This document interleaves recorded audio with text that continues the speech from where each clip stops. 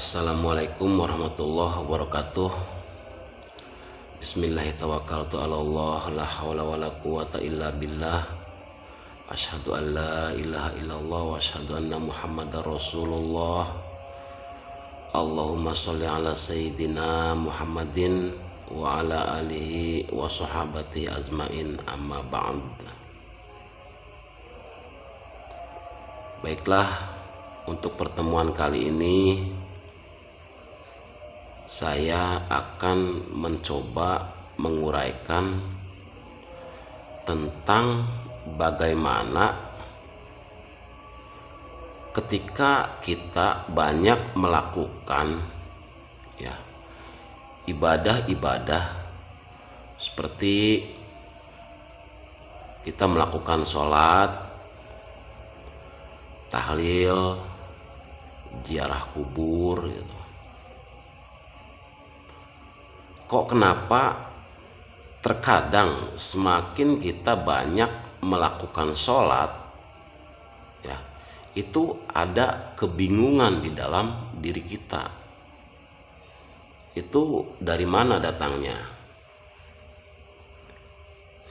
Ternyata semakin kita banyak melakukan sholat dan kita semakin bingung, itu ternyata karena sholat kitanya yang diharapkan adalah surga. Sehingga karena yang diharapkan surga, kita nanti akan merasa lelah dan kebingungan gitu. Karena kalau kita berharap surga yang kita harapkan, kebaikan apapun yang kita lakukan itu tolak ukurnya kita memberikan kebaikan, dan surga sini untuk saya karena saya sudah melakukan kebaikan. Ketika dia tidak mau melakukan kejahatan pun, kenapa? Karena dia takut masuk ke dalam neraka. Semakin kita banyak melakukan sholat, ada kebingungan. Kenapa? Karena yang kita harapkan setelah kita melakukan sholat itu adalah surga gitu.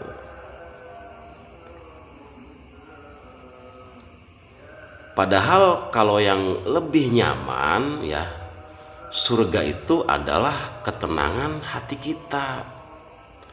Setelah kita banyak melakukan kebaikan yang disenangi oleh Allah, nanti otomatis kebaikan itu akan masuk kepada diri kita. Kita menjadi nyaman gitu. Kalau kita melakukan kebaikan apapun dengan dasar rasa cinta kepada Tuhan, nah itu akan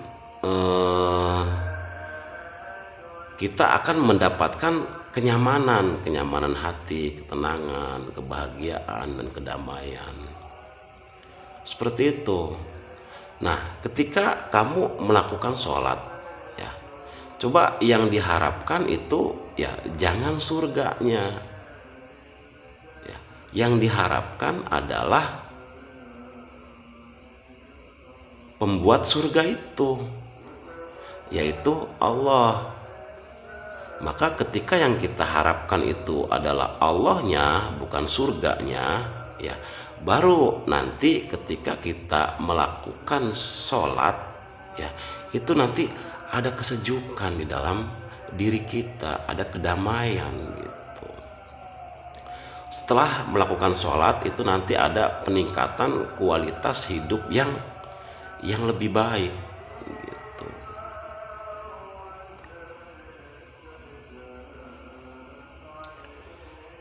Nanti sholat untuk yang begini, bagaimana caranya supaya kita bisa sholat dengan sangat khusus sekali. Satu, sebelum kita melakukan sholat, kita banyak melakukan kebaikan-kebaikan terlebih dahulu. Nah, setelah kita sholat, ya, di dalam sholat itu kita meyakini, karena sholat ini adalah instruksi dari Allah melalui kekasihnya Rasulullah, dan turun kepada kita sebagai umatnya gitu.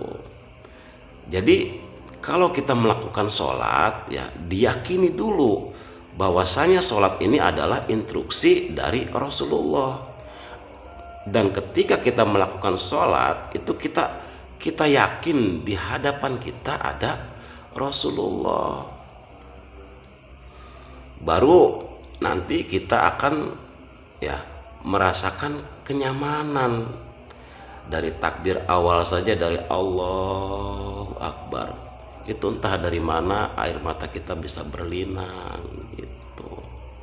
Nah, khusyuk itu didapat, ya, setelah diyakini di depan kita ada Rasulullah. Baru nanti kita bisa merasakan, ya, kenikmatan sholat yang sangat luar biasa. Atau seperti ini, ya, sholat itu kita ketika sehari semalam kita dipanggil oleh Allah itu 5 kali dalam sehari. Duhur, ya, asar, maghrib, isya, subuh. Itu di waktu-waktu itu kita dipanggil oleh Allah untuk menghadap gitu. Nah, di sholat yang 5 waktu itu, ya, kita dipanggil oleh Allah suruh menghadap gitu. Nah, nanti sholat-sholat kecilnya, nah, yang 5 waktu itu yang dipanggil oleh Tuhan itu kita ibaratkan sebagai sholat besar gitu, ya, sholat besar gitu. Nah, nanti sholat kecilnya itu, ya, waktu yang sebelum dipanggil menghadap oleh Allah, ya, itu digunakan untuk mengingat Allah. Jadi ketika kita sedang duduk, berbaring dan berjalan, ya, duduk, berbaring dan berjalan, itu arti yang sebenarnya, ya, full dalam 24 jam itu kita isi dengan zikir-zikir gitu. Maksudnya zikir kecil di sini, ya, sebelum kita melakukan sholat zuhur, ya. Dari sholat subuh sambil bekerja, sambil apa saja aktivitas kita banyak mengingat Allah dulu. Allah, Allah, Allah, Allah, Allah. Nah, dari pagi. Nah, nanti ketika zuhur datang, ya, sholat zuhur datang, nah, baru kita melakukan sholat.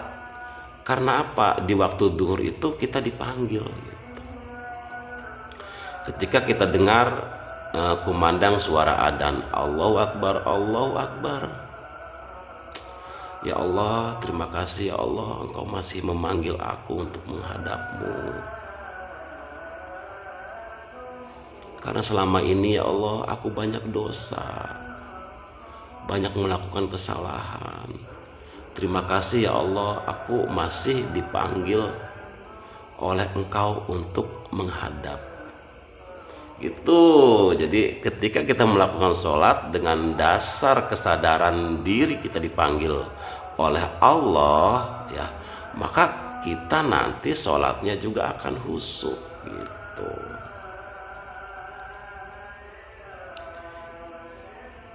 Itu diantaranya kiat-kiat, ya, supaya sholat kita lebih berkualitas gitu.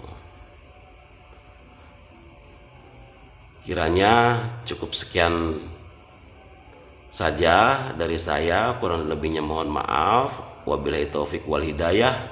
Wassalamualaikum warahmatullahi wabarakatuh.